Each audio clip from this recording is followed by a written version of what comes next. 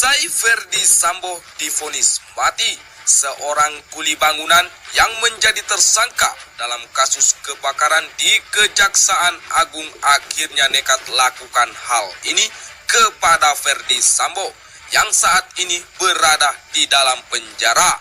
Semua dibuat terkejut setelah mendengar fakta yang sebenarnya.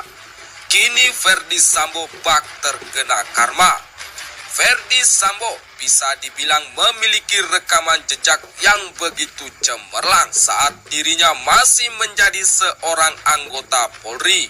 Begitu banyak kasus besar yang diinvestigasinya menjadi kontroversi seperti kasus KM50, kopi sianida, dan termasuk kebakaran gedung Kejaksaan Agung. Namun manisnya kehidupan Sambo saat itu kini dibalas dengan pahit karena perbuatannya yang tega membunuh ajudannya sendiri, yakni Brigadir J. Ferdi Sambo pun akhirnya divonis dengan pidana mati. Bicara soal masa lalu, di mana masa lalu Ferdi Sambo tak lepas dari kasus kebakaran gudang Kejaksaan Agung yang terjadi pada tanggal 22 Agustus 2022 lalu, yang melibatkan 8 orang tersangka, 5 diantaranya adalah buruh bangunan. Di mana perkara tersebut Ferdi Sambo sebagai ketua penyidiknya, yang saat itu Sambo masih menjabat sebagai direktur Dirtipidum. Lalu hal apakah yang dilakukan oleh seorang kuli bangunan yang menjadi tersangka dalam kasus kebakaran itu? Ikuti terus berita ini sampai selesai. Oke, tak usah basa-basi, langsung saja kita ke inti beritanya. Kasus kebakaran Kejagung. Sebelumnya disebutkan bahwa penyebab kebakaran berasal dari bara api puntung rokok milik para tukang bangunan. Kami mendalami open flame. Bisa disebabkan oleh bara api atau nyala api. Kami sudah melakukan percobaan 2 kali. Tukang-tukang itulah yang menyebabkan awal api, ujar Sambo saat itu. Namun kini salah satu pelaku yang bernama Imam Sudrajat akhirnya berani angkat bicara.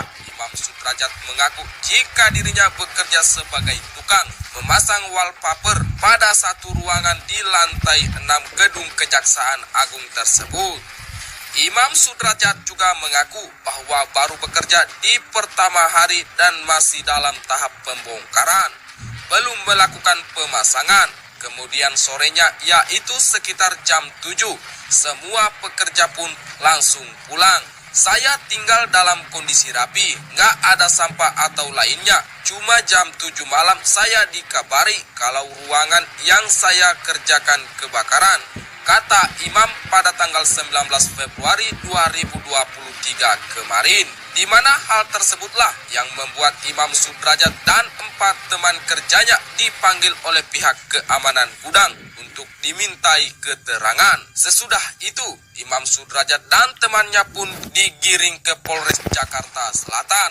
Tak hanya itu, Imam Sudrajat dan rekannya pun diperiksa oleh tim Inafis dari Mabes Polri. Pemeriksaan 1 bulan bisa 2 kali di Polres, Polda, dan Mabes, ungkap Imam.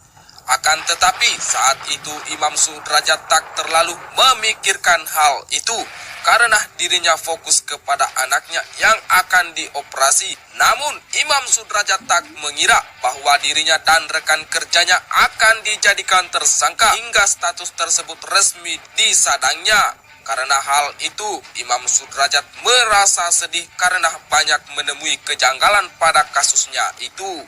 Apalagi menjelang 1 hari sidang perdananya, Imam Sudrajat harus mendapati anaknya meninggal. Di situ saya merasa bersalah dan sedih karena anak meninggal, tutur Imam.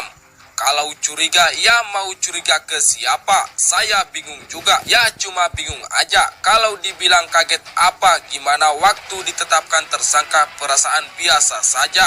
Dalam hati cuma terserah kalianlah mau ngapain. Yang penting saya fokus anak saya aja, udah gitu aja. Saya merasa bodoh saja sama kasus ini, sambungnya. Dan inilah kejanggalan yang dibongkar oleh Imam Sudrajat.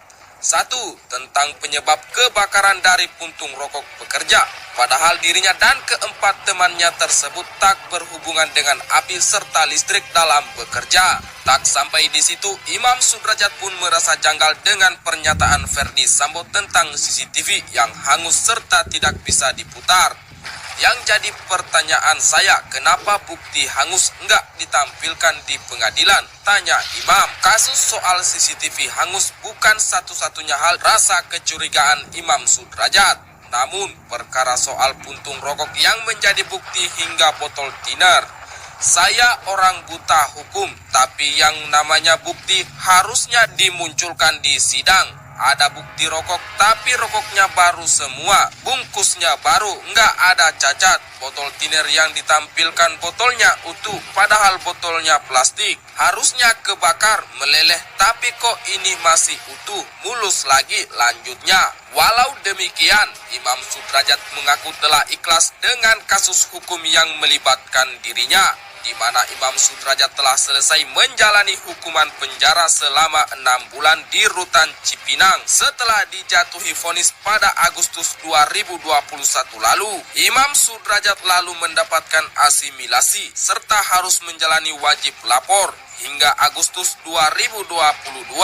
Kemudian dirinya pun dinyatakan bebas murni. Bagaimana menurut kalian? Silakan cantumkan di kolom komentar. Terima kasih telah mengikuti berita ini sampai selesai.